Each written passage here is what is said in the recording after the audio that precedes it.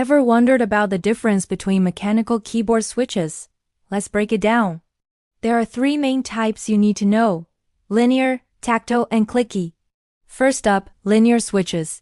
Imagine a smooth, straight path down every time you press a key. There's no bump, no interruption, just pure speed. This is why many gamers love them. They're fast, responsive, and perfect for quick, repeated key presses without any extra feedback getting in the way. Next, we have tactile switches. These are the middle ground. As you press down, you'll feel a noticeable little bump. This bump tells you that the key press has been registered, but it does so quietly.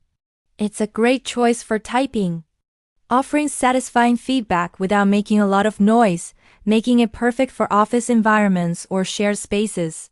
Finally, the clicky switches. These are the loudest of the bunch.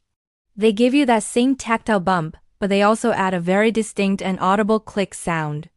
If you love the classic typewriter-like sound and want everyone to hear your typing prowess, clicky switches are definitely for you. So to recap, linear for smooth speed, tactile for quiet feedback, and clicky for that satisfying sound. What's your favorite type? Let us know in the comments.